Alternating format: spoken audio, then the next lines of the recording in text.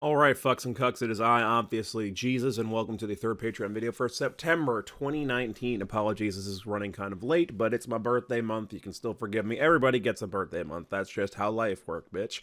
Anyway, today I want to do something that is, essentially going to be taking the place of the debate coverage for the debate that they had for the Democrats this month. I think they actually pared it down to 10, although it was 10 on one night, and it might actually go up, I've heard, unless somebody drops out, to 11 over 2 nights again. So shit's still fucking cray up in the American democratic process with the Democratic Party as well.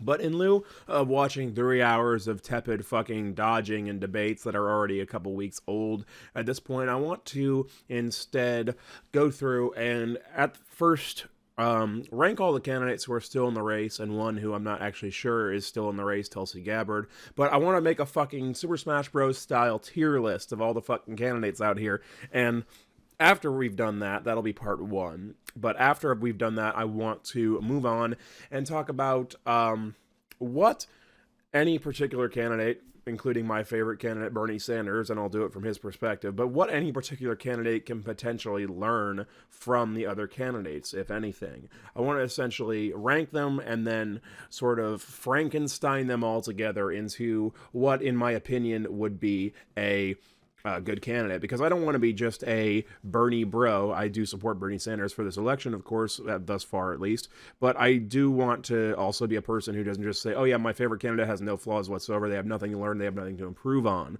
So that's what I want to do. So part one will be a tier list we can go through pretty quickly, and then part two we'll be talking about, like I said, Bernie, where he is in the race right now, and what he or your preferred candidate can learn from all the other folks who are still in the Democratic Party race for the nomination in 2020. So I want to do a video like that rather than just sit through and scroll and or scrawl down notes for every fucking nonsensical debate shit again, because I do enjoy making political videos, but I don't enjoy doing that. When it comes down to like 2 or 3 candidates, and then the ultimate, you know, Trump versus Biden or Sanders or Warren is probably going to be one of those.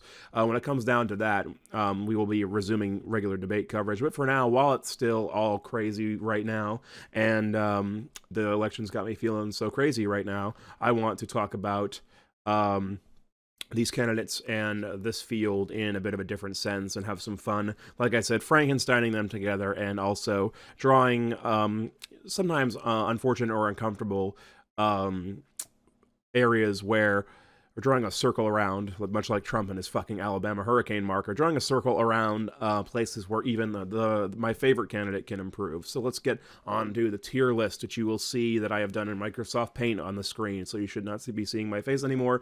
You should be seeing my tier list blank right now. So obviously we have your S tier, A, B, C, and then at the very bottom we have GTFO, motherfucker. I didn't bother doing a D tier because if you're below C tier, and honestly, even at C tier, quite honestly, you have no chance. And there's, you know, you're like, honestly, C tier is you're not going to win. You stand no chance of winning. You probably should just drop out and try to run for Senate or some shit and make some other positive change. But there are a couple good things about you. And then the bottom tier will cover people who have genuinely nothing to contribute in that or any other capacity, really.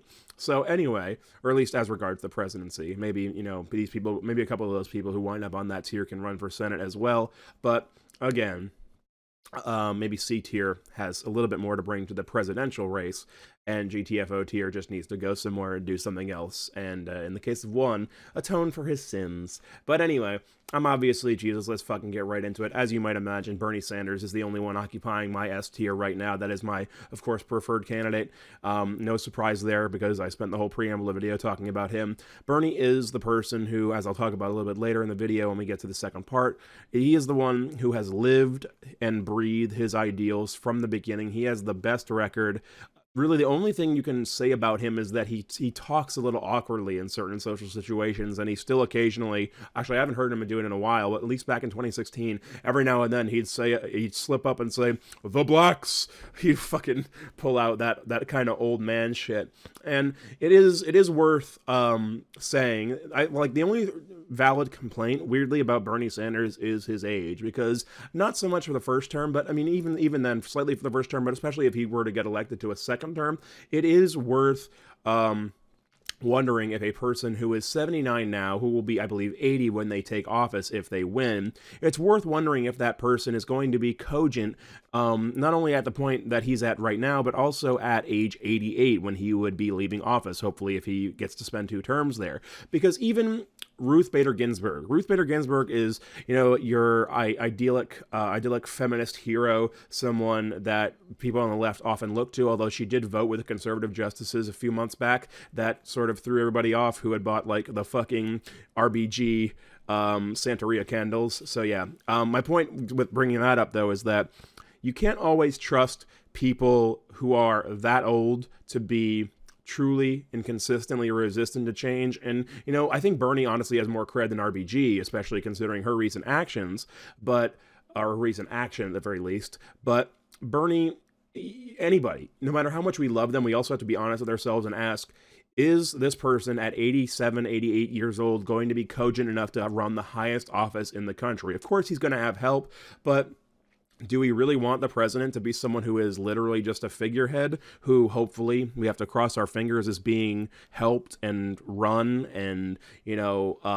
continue to be propped up by a bunch of people who hopefully live up to his ideals and his example?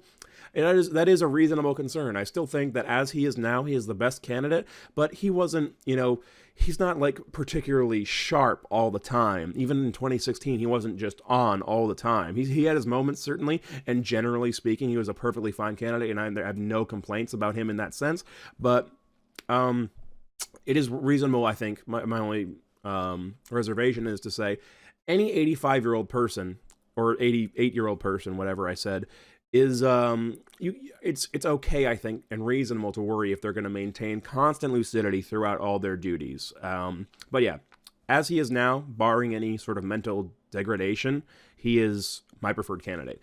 That took way longer than I thought it would. A tier, only one occupying this tier, which is essentially a tier of people I would accept fairly gladly without much complaint. Is Elizabeth Warren, the only person occupying this tier, because she's essentially Bernie light. She's Bernie, watered down. So yeah, Bernie light. She's essentially Bernie light. She markets herself more towards not centrism, but normal Democrats, normal slightly left Democrats, than Bernie does. She is consistently calling herself a capitalist rather than a democratic socialist, which he, calls himself all the time. And ultimately, I think they're quite similar, but, she has a lot more appeal, not necessarily because of her age or anything, but she has a lot more appeal to people who don't like the dirty, dirty label of socialism, because there's a surprising number of people on the left who still don't want to be associated with that label. So I would gladly accept her because essentially she's Bernie watered down, but still has a lot of those core policies and core views for where this country should go that I would be totally confident that Elizabeth Warren, if she's given a Congress who is receptive to her ideas, will push forward the right things and will veto the wrong things. I have no doubt that she would do that in my mind.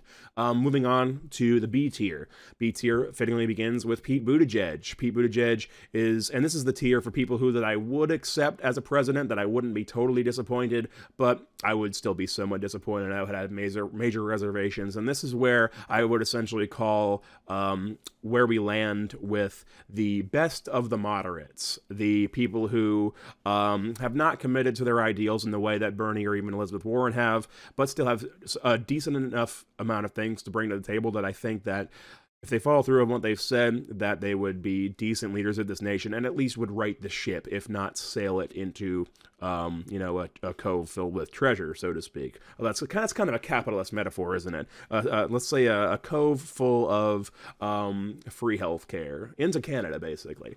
But yeah, so these are people who I think would right the ship of this country, if not push it rapidly forward into a better place in the way that Bernie or Warren would. So, B tier begins with Buttigieg. As I said, he is this kind of young, fresh-faced guy, has the advantage in some people's minds of being a veteran, and essentially he is the only person out, by virtue of his age, who can actually speak authentically about the young person's struggle and vote and their place in the world. I believe he's actually a millennial. I believe he actually starts or I believe he's actually in the start range of Gen Y, or he's at the very, very, very tail end of Gen X. So he can speak to the millennial point of view, which is very important, and not necessarily increasing in importance because the baby boomers aren't fucking dying fast enough, goddammit, but he can speak to a slowly growing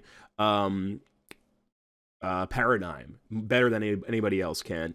And though he is, of course, a moderate, I do think that he has a certain type of genuine vigor that isn't just a show, that he would be a good two-term president. We can rely on him to, like I said, right the ship, if not radically change the nature of the journey. Moving on, though, because we have a lot more to talk about as we go through the video. This is probably going to be a long fucking thing. I've already talked for almost 11 minutes. But yeah, moving on, we have another candidate who is sort of in the moderate column, except for one idea. He's a single-issue candidate, our first real single-issue candidate here in the tier list. Andrew Yang, businessman, no prior political experience. His big claim to fame is the freedom dividend, giving every citizen of this country 18 and over $1,000 a month for disposable income, not tied to any kind of not tied to having to be used for any particular thing, just giving people money in their pockets so they can spend, they can enrich the economy, and doing this by, of course, like everybody else, taxing the rich at a more fair level. I am so fucking glad that everybody on that stage wants to tax the rich, except, weirdly, Joe Biden. He hasn't really been too big on that, considering what he's said in his private donors meetings. It's not a big surprise, though. But yeah, Andrew Yang's freedom dividend.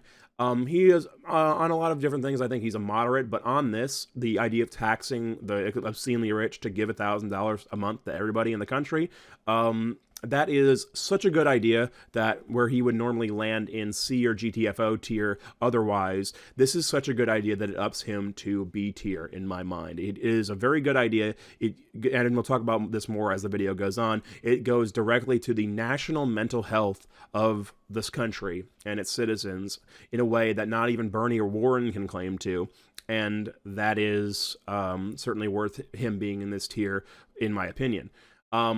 Moving on, though, Kamala Harris in B tier here, because she is, in my mind at least, she is the politician's politician while also being fairly left of left center. So she's like Elizabeth Warren. She's like Elizabeth Warren light. If I had to give a very, very reductive explanation of what she is. She's kind of lost her shine recently. She impressed me in the first debate, but she lost that when she waffled on healthcare and has proceeded to, get completely fucking owned by Tulsi Gabbard, of all people, about her record, putting people in prison for marijuana and laughing about whether or not she has smoked it herself. Just scummy shit like that. Shit you would expect of a fucking cop. But yeah, we would expect that of somebody in that position. So she has appealed to some people. She's a very good speaker. I think she's a better speaker than Bernie or even Elizabeth Warren. A lot of times she has that composed air about her that is probably more similar to Joe Biden than anybody else in the field, but she brings it to a far more progressive, at least than Joe Biden, platform, if not progressive compared to Bernie and Elizabeth Warren. The final person rounding out B tier here is Julian Castro, the former secretary of whatever the fuck during the Obama administration. He's not worth looking up, honestly, because he stands zero fucking chance of winning this election. But this is not about the likelihood of somebody winning the election, this tier list. It is about their ideas. And again, Castro is a one-issue candidate, kind of. He only really speaks with more authority than everybody else on one issue, which is immigration, not only because he is a person of color, but also because he worked in the Obama administration in this capacity. But that issue is so important at this juncture, almost as important, I would think, as the psychological health that would be improved by Andrew Yang's freedom dividend. He is in a similar category to Yang here, and that's why he's in the same tier, where, he has he has a decent, much like Andrew Yang, he has a decent idea, or a decent platform, but one thing stands out that pushes him slightly above the pack. Not that it's going to make him win the election, but his ideas are good enough and pushed up that I would put him in the B tier rather than the C or the G tier.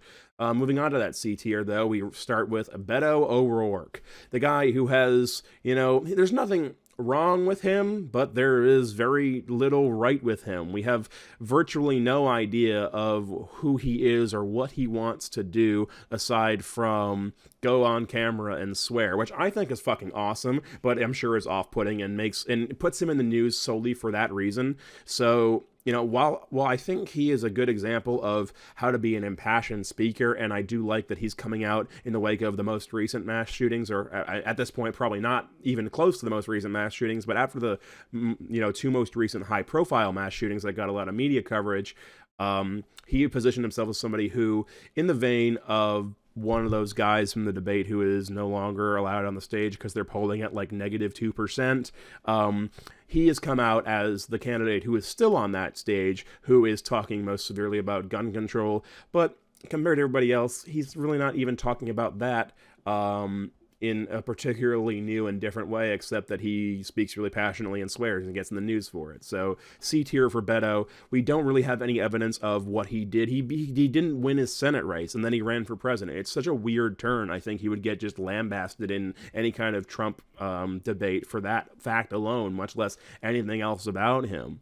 I mean, I kind of almost want to see him just go on national TV and swear the fuck at Trump for days and days on end. That would be fucking fantastic. That would like last 3 24-hour news cycles at the very least, which is a lot in America. But as awesome as that would be, he really doesn't stand out except in his showmanship and his personality. There's no issues on which he stands out that much to back that up. And moving on to the second person and final person in the C tier, Tulsi Gabbard.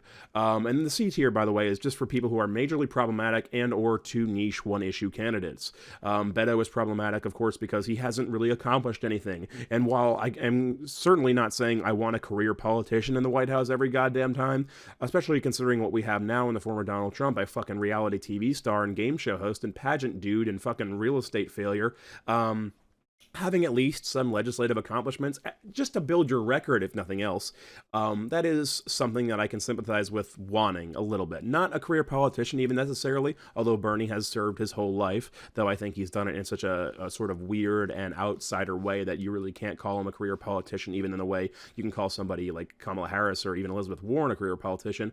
But yeah, some political experience at this juncture in American history would be welcome in the President of the United States. But yeah, moving on to Tulsi Gabbard, she is also majorly problematic, not only because of her connections to Bashar al-Assad, the dictator of Syria, who is, accused and probably almost certainly guilty of gassing his own people and using chemical weapons on people rebelling against his government, which I don't think her connections to Assad are as bad as they seem.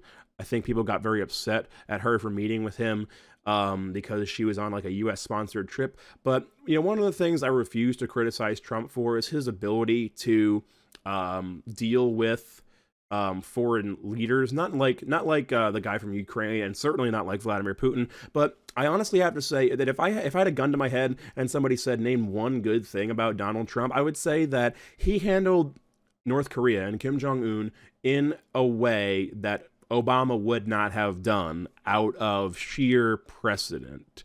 Like, Donald Trump signed apparently some shady deal with North Korea that they apparently have no obligation to really honor, but he did sort of change. He made a fucking huge change in the way the tensions between these two countries are expressed. And sure, it's kind of, pretty unsettling that this comes from a place where, Donald Trump fucking loves dictators, but you can't argue at the end result that he dealt with North Korea in a somewhat pacifying way that Barack Obama and previous presidents would not likely have been able or willing to achieve. So, in principle, the idea of someone like Tulsi Gabbard, a representative of the United States, talking to Bashar al-Assad, that in itself is not grounds for total hate, in my opinion. It might be controversial, but we have to speak to people, I think, even people who have done horrible things, if we want them to stop doing horrible things and also not entangle ourselves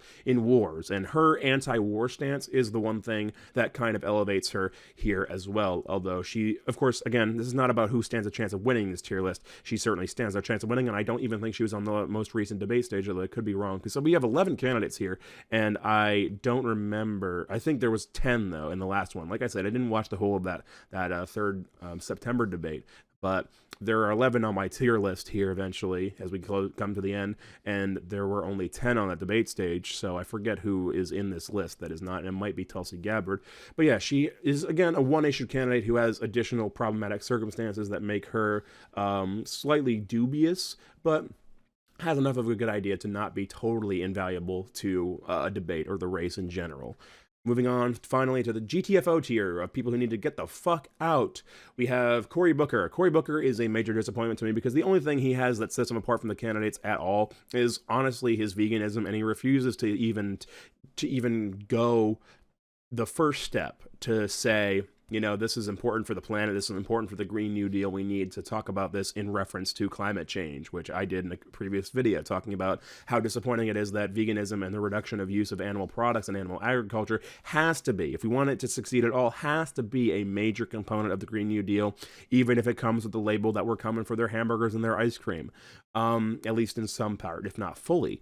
But yeah, Booker's only thing that he could have potentially tied in is his veganism, and he basically refused to make it a talking point at all, and so he ultimately disappointed me in that sense, and has no reason more that he's like, I mean, he and Beto and Buttigieg even are almost interchangeable to me. They have, you know, moderate progressive platforms, not super horny on Medicare for all. Thankfully, they all agree on tax policy, but again, we need more than just agreement on the most basic tenets of leftist policy in the country. So yeah, Cory Booker, I would like to see go so we can have a more compressed debate field, and that goes double, honestly, for Amy Klobuchar. I don't know, honestly, how she even garnered enough supporters to get in here at all. It is a shame to me that Amy Klobuchar is still in this race, and Kirsten Gillibrand has dropped out. Kirsten Gillibrand spoke eloquently, talked about issues, women's issues specifically, that nobody else was talking about in depth.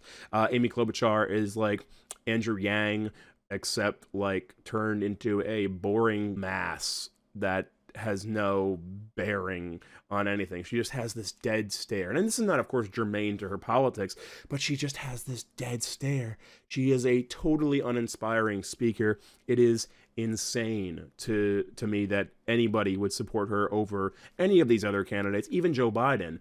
And certainly over, like I said, people who have dropped out, like Kirsten Gillibrand, who spoke so eloquently and passionately and had a real fucking grasp on something. Gillibrand would probably be in the B tier for me if she were still running, of course. But yeah, how Amy Klobuchar, she is eggshell white made flesh, if that is the way I would describe Amy Klobuchar. And how is she still in this race, or what she even brings, is unknown to me and inscrutable to me. I cannot possibly obtain that information because I don't believe it exists. And finally, we come to the big fucking elephant in the room, and the reason that this is certainly not about who stands a chance of winning, but who, you know, appeals to me personally and who I think should be considered for your vote. Joe Biden, the fucking final winner of our GTFO tier prize of 2 middle fingers. Fuck you, Cory Booker. Talk about veganism or get the fuck out. Fuck you, Amy Klobuchar. You're useless. Fuck you, Joe Biden. You fucking sniff women and grope them and fucking did bad shit, racist shit in the fucking 70s and 80s when you were a senator. Fuck off. But yeah, fuck off, all of you. But anyway, yeah, Joe Biden, obviously, is not going to fuck off. He is still the front runner, even as Elizabeth Warren catches him. But yeah, he needs to fuck off. It is pretty bad that this guy is the front runner when he literally is nothing more than a continuation of the Obama and Hillary legacy. Hillary didn't even get to really build that legacy outside of her role as Secretary of State in the Obama administration. But what he stands for, other than my friend Barack, is unknown to me as well. What he stands for, other than, you know, honestly, let me take a different tact here than what I was going to say. Look at Obamacare. I'm on an Obamacare plan. It is a fucking monstrous pain in the ass to go to my health insurance and get treatment for my back pain, which has persisted for months, and they only authorize 4 months at a time. So every 4 months, I have to play phone tag with the doctor's office. I have to play phone tag with the health insurance. I have to get prior authorizations. I have to fucking beg for the doctors to send medical notes, even though the medical notes are identical to the medical notes that the insurance got 4 months ago when they authorized me to go there for 12 appointments. I have to do all this shit. That is Obamacare. I'm on an Obamacare plan when I'm doing all this fucking shit that is insane and should just be me go to the doctor and say, hey, my back hurts, and then he, you know, puts me on the fucking machine and then gives me the adjustments. Obamacare is not good. It is okay. Like, I get mental health services for free that doesn't, you know, require a lot of phone calls or any phone calls at all, honestly. But my Obamacare plan And millions of people's Obamacare plans are far from perfect and are far from effortless. And honestly, do not even pale in comparison to the dream of just Medicare for all, going into a doctor and just getting what you need with no fucking predatory capitalist middleman in there. So yeah, Obamacare, which is the one thing Obama did. I've said it before, I'll say it again. This video is getting so long because I'm diverting so much already, but I have to say it. Obama, the only good thing he did was Obamacare, and that wasn't even that good. Obama fucked up on drone strikes. He started the immigration crisis that we now have evolving and snowballing under Donald Trump. He fucking, just like I said, extra legal drone strikes. And honestly, when you have that kind of record, he never fucking closed Guantanamo Bay. He never fucking reformed our criminal justice system. Chelsea Manning fucking went to prison twice or 3 times, depending on how many times she was held in contempt of court because of Obama's shit that that motherfucker started. So yeah, Obama had all sorts of shit that, and the only thing to counterbalance it really was his achievements, if you can call it that, on healthcare with Obamacare. And I don't really necessarily think you can say that it really counterbalances. But even if you love Obamacare, even if Obamacare has made your life so great, then all that means is Barack Obama is an America First candidate who actually fucking succeeded. If the only thing a candidate does while they're in office, or not a candidate, if the only thing a president does while they're in office is to benefit the American people, and that's the only thing they successfully pull off, and they don't even do that particularly well, but if that's the only thing they successfully pull off, then they're no better than the fucking conservatives who are out there saying, oh yeah, America first, America first, America first, because Obama didn't put the fucking world first. Obama did as much bad shit and more with drones in the fucking Middle East than George Bush. So who was he really helping other than America? Obama is a perfect example of a fucking neoliberal who did nothing good except for some American citizens. He is an America First candidate, and not even a particularly good one at that. Not even a particularly helpful one. The idea that Barack Obama is the cool president and people still give a shit about his fucking manufactured Spotify playlists and that he releases still because he wants to fucking remain relevant while he's off surfing in Hawaii laughing at all the fucking shit that he left on our doorstep. Yeah, fuck that guy. Fuck Barack Obama in the fucking whole ass. God damn it, dude. What a piece of shit. The idea that fucking that man is considered cool by people my age and younger and slightly older. That is fucked up. It is the perfect PR scam, I guess. It's some fucking Usual Suspects level shit where the greatest trick the devil ever pulled was convincing the world that he didn't exist. Although I guess Joe Biden is more of a Kevin Spacey character than Barack Obama ever was. Ho, grope joke. But anyway, let's move on and talk about, now that the tier list is complete, Bernie seems to be losing some ground. Let's talk about my favorite candidate, and we'll talk about what he's up to. And he, like I said, seems to be losing some ground to Warren. And part one of this is because there have been some shitty attacks on him recently, gaining ground, revolving around the behavior of some of his supporters, some of his most ardent supporters online. And I actually saw, I will say, I do think there's probably some similarities that we have to admit between the most vocal and ardent and socially autistic, shall we say, Democratic Socialist Bernie people, as well as the most ardent and conservative and frustrated Donald Trump people who frequent certain corners of the internet like Reddit and 4chan. I think both of these people or groups of people are experiencing similar frustration with the status quo, just with different ideas on how they want it to change and in what direction they think we should go. But honestly, even if we acknowledge the similarities, I honestly saw some tweets gain traction recently saying that Bernie and Trump have the same problem with their followers, which completely ignores the fact that Bernie speaks in a completely different way than Donald Trump does. Donald Trump goes to a rally. I mean, I don't think Bernie would be at rallies every fucking 2 weeks, like building themselves up well before their re-election even started.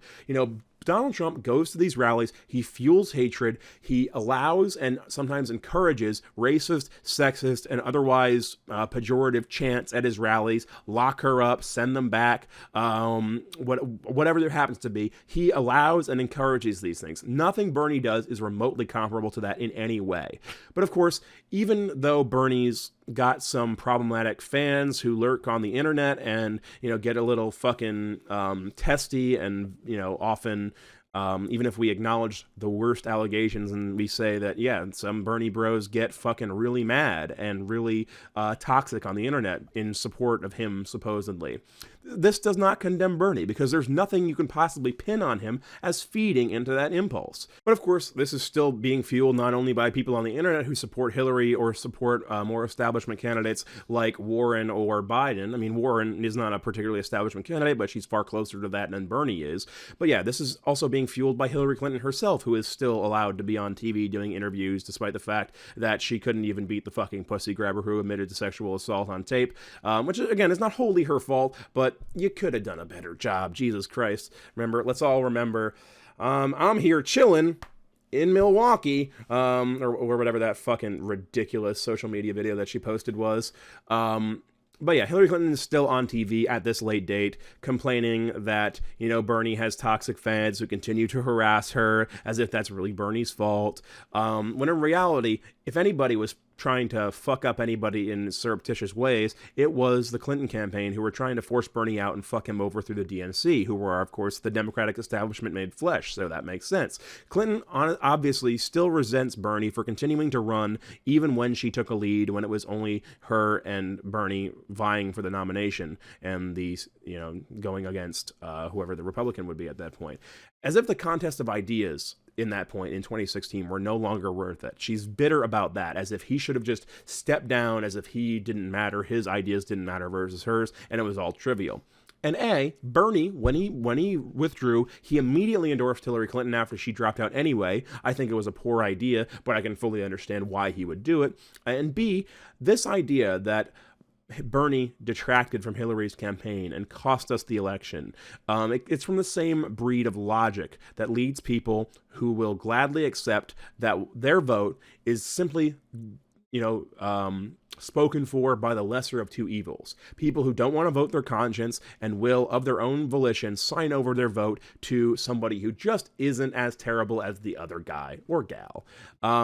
You know, these are the same people who claim that not only Bernie cost us the election, the Democrats that is, they claim that people like third-party candidates like Jill Stein also helped Trump win the election. But that is all based on the presumption that third-party candidate votes, or, you know, other Democrat candidate votes, or other non-Trump votes in general, it's all based on the assumption that those non-Trump votes are automatically owed to the other major party because they're the only other one who realistically stands a chance of winning. It's as if in the final hours of an election, people, these certain breed of shithead believes that nothing else matters but the lesser of two evils, and voting your conscience is simply not a luxury we can afford.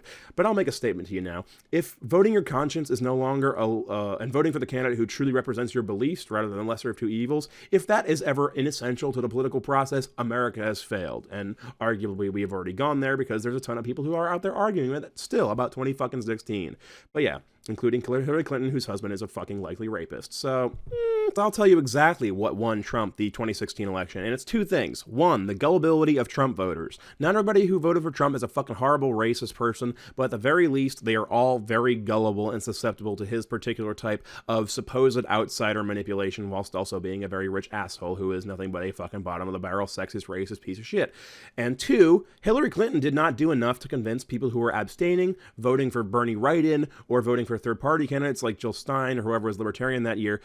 She didn't do enough to convince those people who might have voted for her and not Trump that she was an actual good candidate who deserved their vote. She just expected it, as did her supporters, as did the supporters who are still tweeting that, oh, Bernie bros are so mean, he's feeding the trolls. That's the mentality of this, and it is not valid. You vote your conscience, you vote for the candidate who actually represents you, whether they're on the ballot or you write them in. You vote for the candidate who represents what you believe in, not the candidate who is simply likely to win. If those two are different, you vote your fucking conscience. Hopefully they're not different, but if they are, you vote your fucking conscience, period.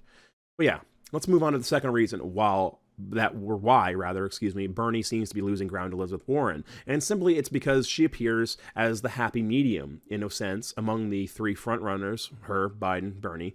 She appears as the happy medium between the extreme socialist that is Bernie, in some people's eyes at least. He's not that extreme really, but she appears as the medium between democratic socialism in the form of Bernie and establishment status quo maintenance that is Joe Biden. She's almost as progressive as Bernie in a lot of ways, but she markets herself as a regulation-focused capitalist rather than a democratic socialist like he does. So even though this is a mostly nominal difference, at least on markets and on how they view economics in general, which affects a lot of everything else, these perceived differences are clearly winning her favor in polls, at least for now, combined with her decent performance in debates.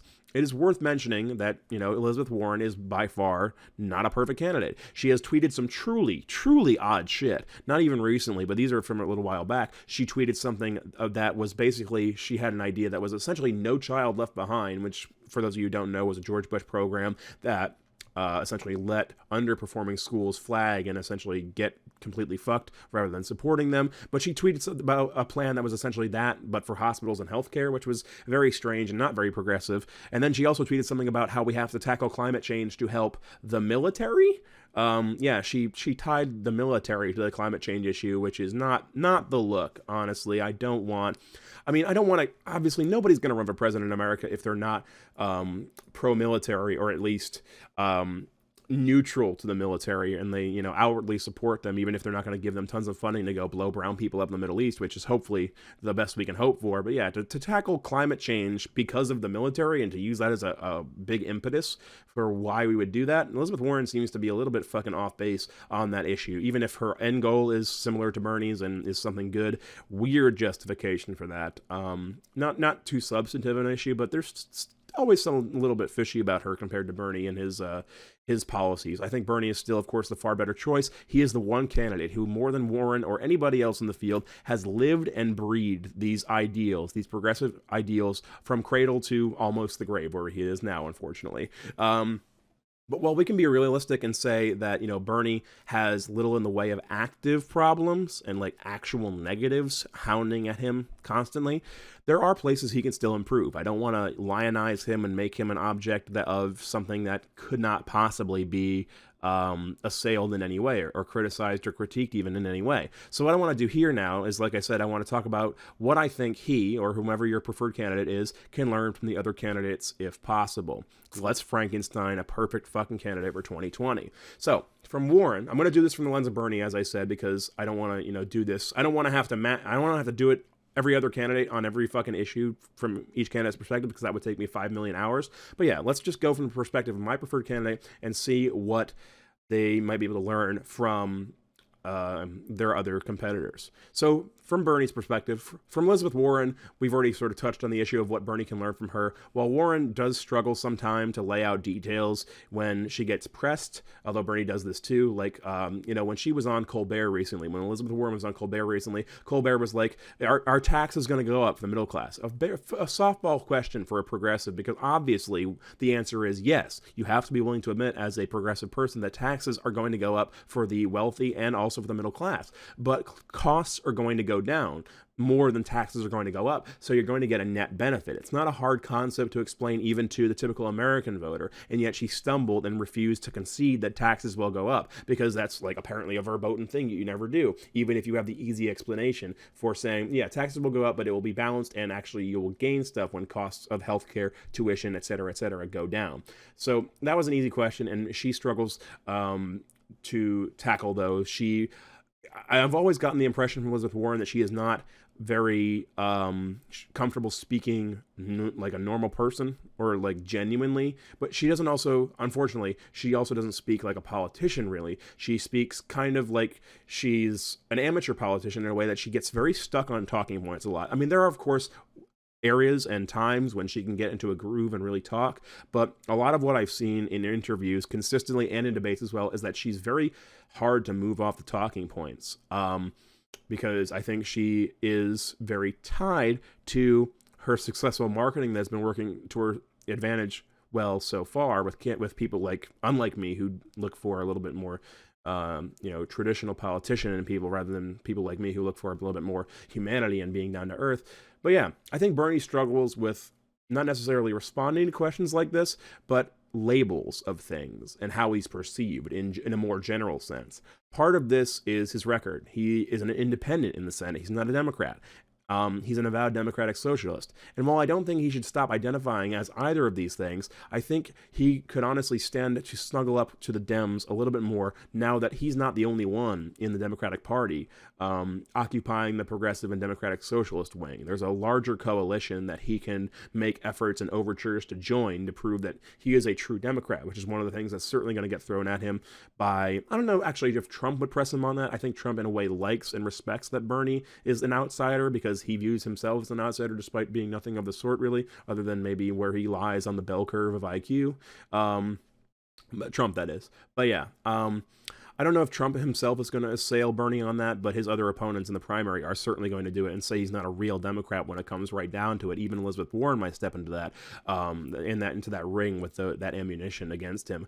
So Bernie could probably do something to make himself look like more of a true Democrat now that he has a lot more allies, like the Squad in the House of Representatives. Of course, he would need to get the Squad's endorsements, and I don't believe that they have made that yet, but made those yet, excuse me, because there's like 4, and then probably some sub-Squad members as well. But yeah, he could stand to court the Democrats, or not necessarily even the core Democrats, but he could attach himself to the party a little bit closer now that he has more allies who would be willing to do that. And I think he has been. I think he like corresponds and retweets and shit, which is substantial among people who follow politics. Like he talks to Rashida Tlaib, AOC, Ilhan Omar, and I think Ayanna Pressley is the last member of the Squad. But yeah, he corresponds with them, and I think that any kind of strengthening to the existing Democratic structure would be good for him. But moving on to Pete Buttigieg. Bernie, honestly, doesn't have much to learn from Pete Buttigieg because Bernie has, despite his age, always done a very surprisingly good job of courting the youth vote. Even more than Mayor Pete, I think, because even though Pete is physically close in age to millennials, Bernie has what they actually want and a lifelong record of trying to get it. So, of course, we prefer if Bernie were younger, but he should just continue to push hard in this respect on the fact that he's on the side of young people despite not being one, and that he will give young people the tools to have the world they want and save it from fucking climate change. Moving on quickly to Andrew Yang. This is the one Bernie could learn the most from, in my opinion, as could any other candidate, honestly. While Bernie and Elizabeth Warren as well talk a lot about reducing the cost of healthcare, student debt elimination, etc., they don't really talk about the mental health connection between having guaranteed disposable income and mental health and well-being. Poor people literally cannot think about the future in the same way as people who aren't living, without savings accounts. If you have financial security, you think about the world and you think about your life in general in a big, meaningful way, far different than a person who is living check to check. So Yang himself, honestly, fails on this as well, coming at it from a more economic angle in terms of how it will invigorate the economy with more progressive taxes. He comes at it more like that than as a mental health issue as well, which has always confused me. But honestly, Andrew Yang's freedom dividend idea is the one single issue that I think deserves to be just taken and copied wholesale by a candidate who is more likely to win, like Sanders or Warren.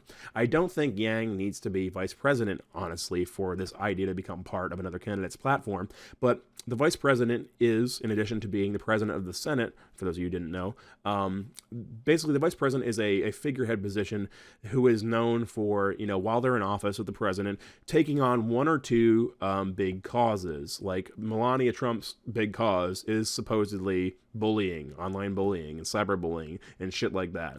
She's obviously not succeeding, but Andrew Yang, if he were he could be a dark horse pick for vice president because that could be his cause célèbre. And, adding him to a ticket could also be a way for Bernie, somebody who is very democratic socialist, to soften his anti-business image and come at stimulating the economy and mental health in a real way. He could soften his image by bringing in a businessman who is, in addition to being a businessman, also a progressive person who is having a policy and pushing a policy that is genuinely going to affect everybody's life in a real way. So that could be a weird dark horse, but ultimately I think pretty effective pairing.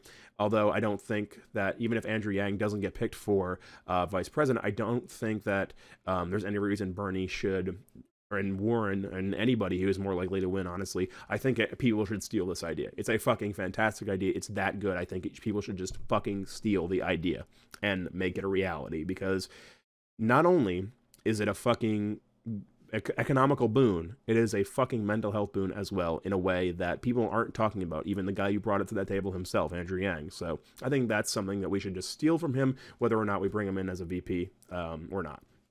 Let's move on to Kamala Harris. The one thing Kamala Harris has to say that Bernie can never have is the ability to talk about race in America on a first-hand basis, of course.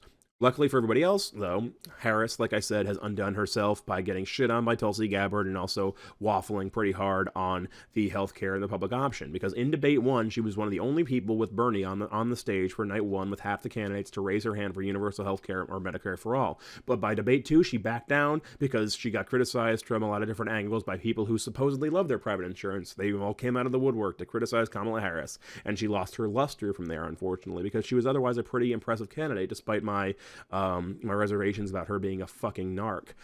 Harris's only lesson, honestly, for Bernie, though, at this date, it could change, of course, but right now I think that she, for any other candidate, is simply a cautionary tale about what not to do to lose your shine. Moving on to Julian Castro. Similar to Kamala Harris, Bernie can also never hope to talk about immigration in the first-hand way that someone like Castro can, being a person of color and also having worked in a presidential administration in handling those things. He is a single-issue candidate, though, so he stands no chance of winning, but Bernie would do well to keep his messaging as close to Castro's as possible on this as well. Because it's as close as possible to somebody who is hardline on this and hardline on the right side of history, which Castro admittedly is. Castro is also somebody I could see being a potential vice president who, it would not be a wasted slot on him because, again, vice presidents are known for their one or two cause celeb, and it could be the immigration crisis that we're currently going through. So all would certainly be a pick of the time dictated by our current political situation. It's that big of a crisis that I think that Castro might get picked by whomever, even Joe Biden, for a VP, because he needs somebody who can appear to help him tackle this. And not just appear, Castro has the credentials to help him do that, admittedly. Moving on to Beto, though. There's really nothing to learn from fucking Beto, honestly, except maybe how to speak directly and with passion, although Bernie often shows that he's mostly got that down, though Elizabeth Warren and a couple others could take a lesson from Beto and just go on TV and swear, which would be fucking awesome. Moving on quickly to Tulsi Gabbard, another single-issue candidate. Hardly a suitable choice for vice president given her history with Assad. People would be up in arms about that, even though I don't think it's personally that bad of a thing. But she can speak most authentically, except for Mayor Pete, who also served in the military. She can speak most authentically about military involvement. That's her single issue. And also, more than Mayor Pete as well, the Israeli-Palestinian conflict. It's risky to do anything there directly with her as for like a VP slot or something because of her ties to Assad again, but I think that her anti-war stance is something that should be modeled as well. I'm not even going to waste time, honestly, on Cory Booker and Amy Klobuchar because they are just boredom made flesh. But let's go to the elephant in the room as we come here to the merciful end of this video almost, talking about Joe Biden. Honestly, the only thing to do here is to just slam this man on all the bad points of his record. It will be very interesting. I don't think there's anything to learn from him, but it will certainly be interesting to see Bernie and or Elizabeth Warren as they come up to being the last two people competing with him for the nomination. It'll be very interesting to see how they handle his big thing, Joe Biden's favorite thing to talk about, his friend Barack. So yeah, it'll be interesting to see how these two candidates, Bernie and Warren, who will almost certainly be the last two people left against Biden, how they handle that Obama connection.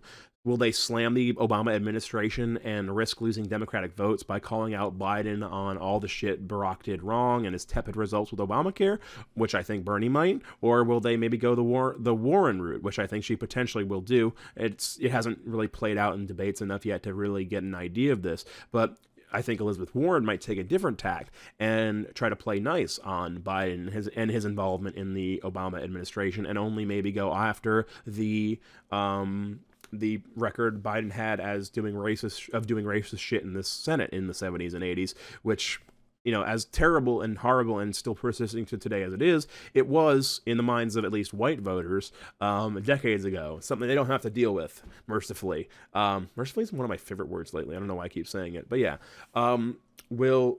Who will go on the offensive, if anybody, on all of Biden's record and his big claim to fame, which his most recent tie to the Obama administration? It'll be interesting to see if any of that comes up, if Sanders and Warren go the same direction or different directions, and it'll also be interesting to see if anybody invokes the gropey shit that has also come up, because once Kamala Harris is well and truly out of the race, somebody will need to take Biden to task on his past history, and I think Bernie could certainly do that with his experience in the civil rights movement movement. I mean, it would be honestly fucking hysterical to have Joe Biden, the architect of fucking mandatory minimums in a lot of ways, stand up there next to Bernie Sanders, who was fucking marching on the front lines of the civil rights movement with fucking people. I don't know if he marched with Dr. King, but he certainly marched with people who were figureheads of that movement as well, and was on the front lines while Joe Biden was doing racist shit in the Senate. So that would be a fucking interesting play.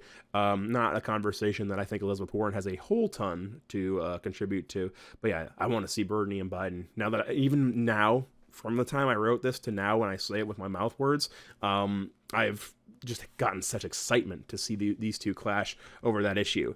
But yeah, as for, taking anything from him, like I said, really nothing to gain here. Joe Biden is literally the enemy. He is simply Barack and Hillary 2.0, a comforting but ultimately ineffective nostalgia piece that has continued to hopefully slowly lose appeal to Democratic voters, even those more in the center, I think. Just ever so slightly, though. So basically, my perfect candidate to complete the Frankenstein, my perfect candidate is Bernie's policies with Buttigieg's youthful charm, stick Bernie's brain in Buttigieg's body, essentially, and then make him read a lot of talking points taken directly from Andrew Yang, Tulsi Gabbard, Julian Castro, and honestly even Kirsten Gillibrand, who has now dropped out because her voice on women's issues is honestly sorely missed in this debate, and whose eloquence could make her a good dark horse VP candidate in the end as well. Maybe seeing her come back will, help whatever candidate wins. They could bring Gillibrand back to have a familiar face rather than fucking Tim Kaine, nobody from nowhere. But yeah, it is honestly, in closing, my closing remarks here, I just want to say that it is still a shame that no politician is even close to perfect. Nobody is, not even Bernie, my preferred candidate, nobody is leading their campaign from a truly philosophical or even a psychological standpoint, except perhaps Marianne Williamson, whatever the fuck she's doing with her crystals now, because even Bernie, I think his biggest flaw is his unwillingness to even speak about, much less fully adopt, newer ideas like Andrew Yang's and talk about them not only in terms of economics, which people are, of course, chomping at the bit to hear about, but also in terms of the psychological health of the nation. Marianne Williamson was a fucking wackadoo, almost certainly, but her idea of talking about, Marianne Williamson, that I talk about in debate videos, she seemed to hate and criticize anybody who had concrete plans. She wanted to talk about everything in big general terms, and that was very stupid. But she was not wrong if she wouldn't have been wrong, I will say, if she had tried to marry her opinion with actual policy. We are missing the Marianne Williamson factor, even in Bernie's campaign, where we're not talking about the philosophical and the psychological elements of American politics, which are very real. They're not the only thing that matters. They're not the thing that matters even the most. But to not talk about how these policies, like Andrew Yang's freedom dividend, tie into the mental health and the whole well-being, philosophically, of the nation, I think is a mistake. And it is a mistake that, unfortunately, all the candidates, even Yang himself, as I've said, are making. And I want to see that corrected throughout the course of this campaign, but I don't necessarily think it's going to happen. And if it does, it will happen in the last fucking debate at all, or if at all.